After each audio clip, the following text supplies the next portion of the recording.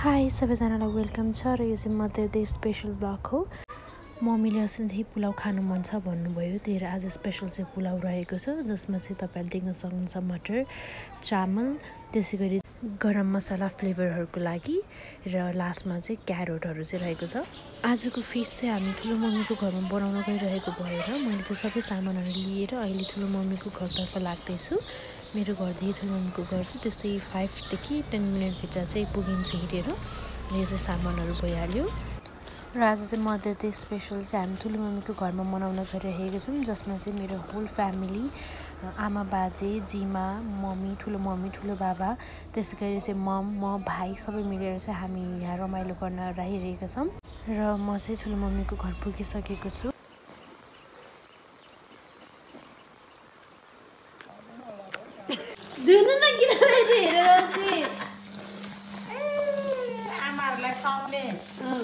चामल धुँदैछु आज औँसीको दिन।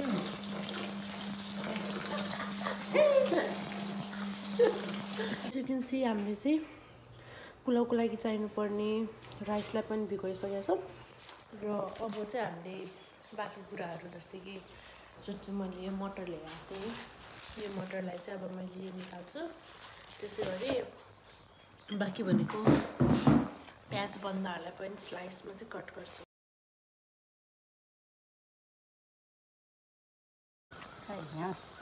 र अब हामीले चाहिँ खरानी चाहिँ मस्काएर पुलाउको लागि चाहिँ यो भाँडालाई चाहिँ रेडी गर्दैछौँ।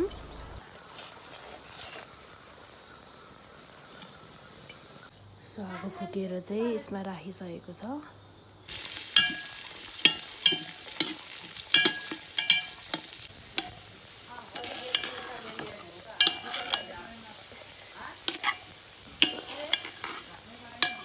घी हालेर गरम मसला त्यसमा हालिसकेपछि जुन चाहिँ चप गरेको भेजिटेबल र चामल थियो त्यो हालेर मैले केही बेरलाई मजाले चलाएँ कलर चेन्ज नहुँदासम्म। र त्यसपछि चाहिँ चामल हामीले जति नै राखेको थियौँ त्यति नै पानी राखेर केही बेर चाहिँ लो फ्लेममा राखेँ। र यता अर्को किचनमा चाहिँ मम्मीले चाहिँ चिकन बनाउँदै हुनुहुन्छ। तपाईँ के गर्दै हो? मैले चामल बसाल्दै भात पकाउँदै र डेकोरेसनको लागि चाहिँ यो चप अनियनलाई चाहिँ मैले युज गर्न गइरहेको छु र तेल पनि तातिसक्यो र अब यो चप अनियनलाई चाहिँ केही बेरको लागि फ्राई गर्छु अन्टिल इज ब्राउनिस। र जुन चाहिँ भुटेको अनियन छ त्यो चाहिँ ब्राउनिस कलरमा भइसकेपछि चाहिँ त्यसलाई चाहिँ मैले बन्द गरेर लेयरिङमा राख्छु। र अब पालो चाहिँ अचारको रहेको छ। अघि नै हामीले आलु चाहिँ बफाइसकेका छौँ, त्यसै गरी हिजो रातिदेखि भिजाएको गेडालाई पनि त्यहाँ राखेका छौँ। चप गरेको बन्डालाई पनि त्यसमा राखिसकेपछि चाहिँ हामीले चुक अमिलो चाहिँ यहाँ ठुलो मम्मीले रेडी गर्दै हुनुहुन्छ यसमा राख्नको लागि। र स्वाद अनुसार चाहिँ चुक अमिलो चाहिँ त्यसमा राख्नुपर्ने हुन्छ र मोल्नुपर्ने हुन्छ। साइड बाई साइड तेलमा खुर्सानी र बेसार खराएर यसमा हालेका छौँ र त्यसै गरी चाहिँ भाङ्गो पनि हालेर यसमा मिक्स गरेका छौँ। यो चाहिँ हाम्रो कम्प्लिट डिस रहेको छ। यसमा चाहिँ भात छ, यसमा चाहिँ मासु छ, यसमा अचार भइहाल्यो, यसमा पुलाउ छ र यसमा चाहिँ तरकारी रहेको छ। सबैजनाको लागि चाहिँ हामीले फलफुल चाहिँ प्लेटिङ गरिरहेका छौँ। You can see that.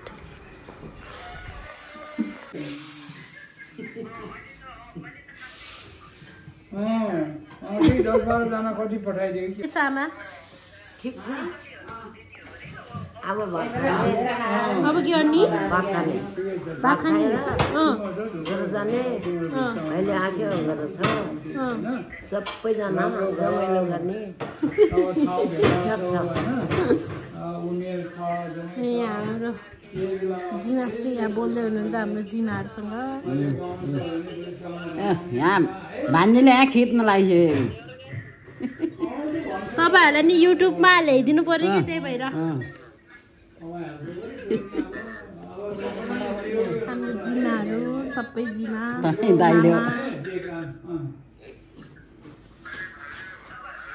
बाजे हुनुहुन्छ, यहाँ ठुलो बाबा हुनुहुन्छ, यहाँ मम्मी हुनुहुन्छ।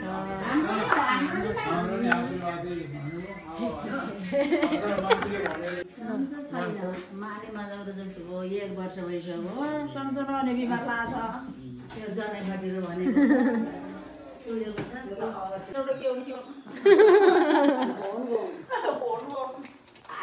पटाउन आएको ज्वाइँलाई नि पटक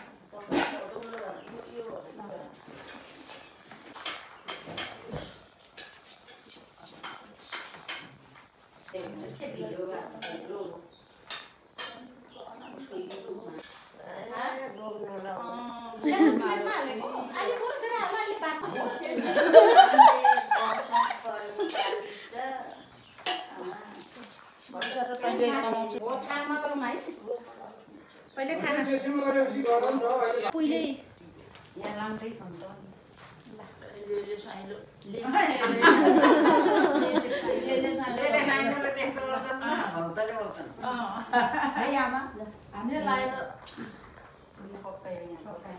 यी हुँदैबाट किन गर्नेले यतै आएर नगरेर जिउ दुख्ने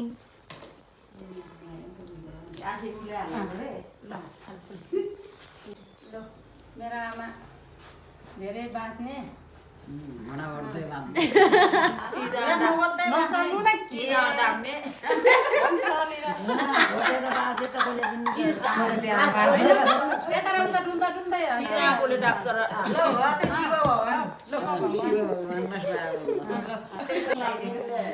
मेरा आमाहरूले भनेको हरेक आशीर्वादहरू चाहिँ मलाई लागोस् भन्ने मैले आज पनि फेरि खाइरहेको अहिले सुख दिन नसके पनि इन फ्युचर चाहिँ मैले पक्कै पनि तपाईँहरूलाई चाहिँ प्राउड फिल गराउनेछु भन्ने आश चाहिँ राखेको छु र तपाईँहरूले पनि त्यो आशलाई चाहिँ नफालिदिनु होला। भगवान्ले मेरी आमाहरूलाई सधैँ नै खुसी राख्नुहुन् र त्यसै गरी मेरो साथमा राखुन्।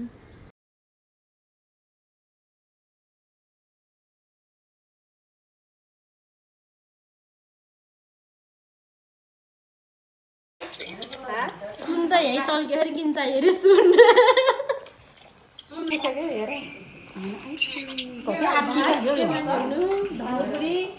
भाग्यमानी होला रोग चाहिँ नआउने हो रोग भाग्यमानी भनेको त रोग नलाग्ने हो के त्यसरी बुझ्ने हो नि त हो र ल रोग सोग अबिर नलगाउने खाइदिएको खास त्यस्तो नि हो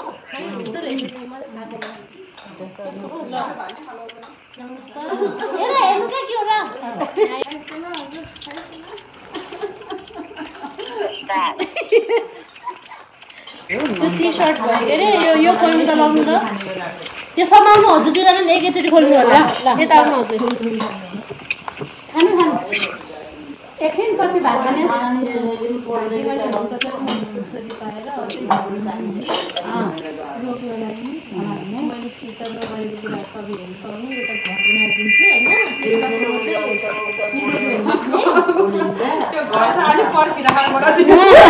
अहिले बन्दैन के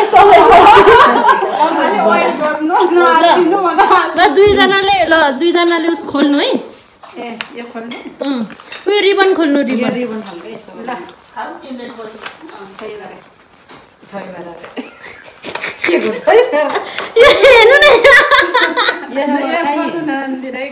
नसकेर फाइबर भनेको क्या ल खोल्नु न सबै खोलेर हेर्नु के यो त मिठाई रहेछ त्यहाँ भित्र नि लेखेको दियो नि पढ्नु खोलेर चापिरे कोहीले फेरि उन्ने मिठाई हो कि पढ्दा नि के हुँदै सन्जिलाको प्राइस प्राइस के छ यो त मिठाई हो गुडपाक हो के गुडपाक हो के हुँदै त्यहाँ हेर नि मैले हेरिसक्यो अहिले मासु लटपट यहाँ सुन्दर है तपाईँको माया र आशीर्वादले नै मेरो जीवनलाई पूर्ण बनाएको छ यो सानो उपहार मेरो कृतज्ञता र प्रेमको चिनो हो शुभ माता दिदी औसी आमा तपाईँलाई सधैँ माया र सम्मान हो त्यो लेख्छु धन्यवाद थ्याङ्क यू हो न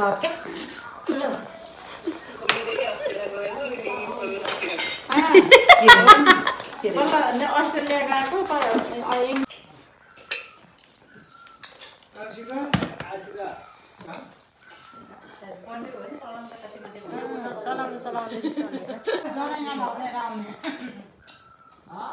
ल